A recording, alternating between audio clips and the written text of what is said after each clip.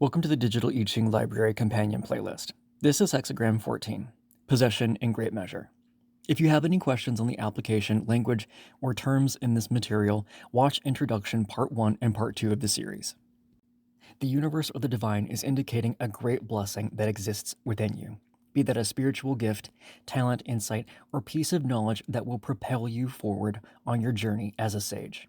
This can indicate a time of increase regarding physical wealth, quality possessions, an increase in social influence, or personal acclaim for past deeds.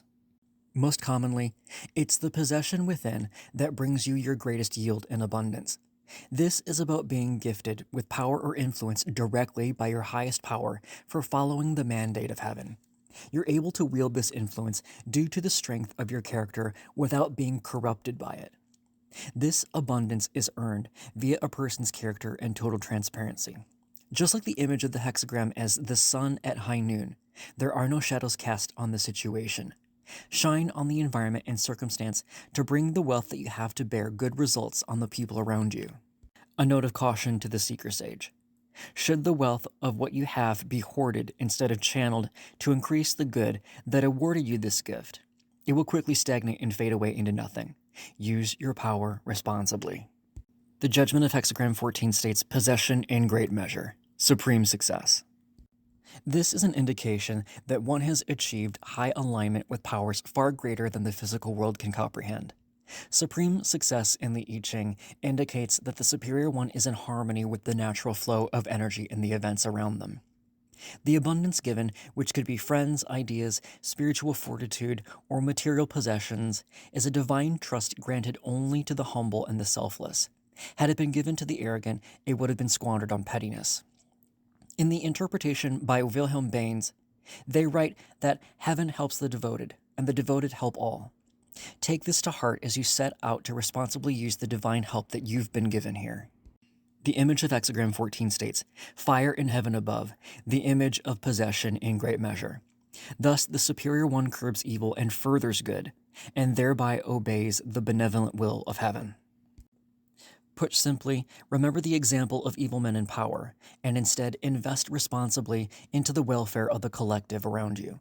The seeker is embodying the sun at high noon in the sky above. When you are blessed by physical benefactors or by the divine, act with the same impartiality of the sun, shining on the just and the unjust. Act as a light that curbs negative or ineffectual methods. The greatest value you have in this season of life or in this situation is the power of validation. Recognize and lift up the virtuous around you. Whatever you praise and put your energy and focus on will flourish during this time, and likewise, what you ignore and you neglect will wither away to nothing. Keep that in mind. A changing line 1. No relationship with what is harmful.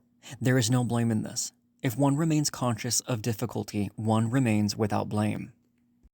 This is an important time to keep negativity and evil influence at a distance. Make polite distinctions. When you have great possession, you're at your most vulnerable by those closest to you that may draw blame to you and your efforts by being in close proximity to them.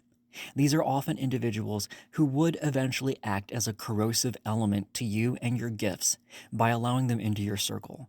Refrain from association even if they offer you short-term gain.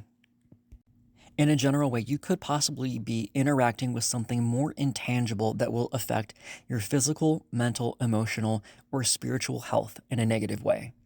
Keep aware of your surroundings as you go about your routine. You'll encounter it, and if you catch it in time, you will avoid blame. A changing line 2. A big wagon for loading. One may undertake something. No blame. This line is recommending using greater capacity in order to achieve an even greater result.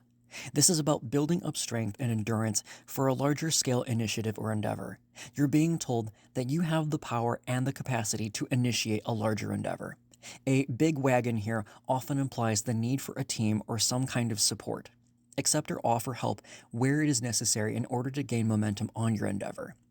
This could be a gentle indicator in nuanced readings that you'll need extended capacity or a greater sense of skill to move forward on the endeavor, such as a larger vehicle, like a truck, moving van, utility vehicle, etc., as a means of transporting larger cargo that could literally be involved. A changing line 3. A prince offers it to the Son of Heaven. A petty man cannot do this. This line is about sacrificing personal ego to do right by someone else. This is an indication that you're transitioning from simply having something of worth, and that you must step out into the open and put those gifts to good use. Having becomes service. The prince or princess in this line implies a superior one who has attained high influence and offers their service towards a higher purpose. The son or the child of heaven in the line.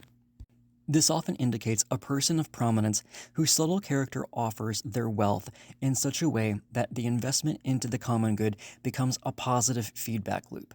They are ultimately replenished due to their philanthropy. A person of ethics and abundance. The opposite of this is a wealthy individual who treats their abundance like a private fortress. They become a target for resentment. The wealth becomes a prison. The petty person clings and ultimately loses. A changing line 4.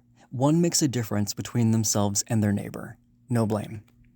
There may be individuals who would exploit you for their own personal gain as you increase in your influence.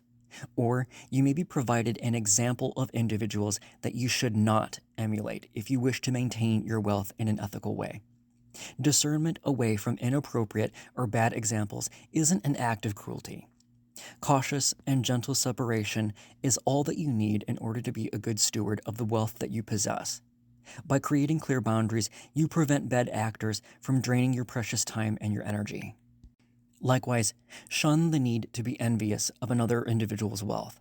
Never compare your harvests to another's. Gamemanship is beneath you. When you know who you are and what you're about, your wealth is secured from the pettiness of one-upmanship. A changing line 5. One whose truth is accessible yet dignified has good fortune. This line often indicates a position of high honor and respect. An individual's character is based in practical truth, and they are accessible and transparent to everyone around them. This is what garners them respect. Your upright character is your currency.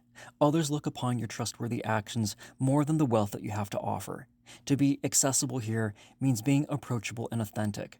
Others can see yet your influence or power isn't forced or coercive. It's a natural extension of your mandate and your purpose. This line is about walking the talk. Let your actions be so consistent with your words that the truth of who you are becomes visible to everyone around you. A changing line 6. One is blessed by heaven. Good fortune. Nothing that does not further. This is the line of divine protection or help from above and beyond. The great possession is something that arrives to the seeker as being heaven sent. The universe or the divine is offering its support without being asked due to being in alignment with the mandate of heaven. Your higher power is actively partnering to assist you on your endeavor. This is more than being fortunate. You are instead favored by the universe. The oracle is actively addressing the seeker in the first person as if to say, I am with you and I am helping you. Even if you encounter difficulties and obstacles after receiving this line in a reading, these obstacles are also part of the divine protection. Every turn in the road, no matter how difficult or how steep, is in your favor. If you have general questions, would like to contribute, need help interpreting material, or have a request on what you'd like to learn next, email oracleodysseyinquiry@gmail.com. See you later.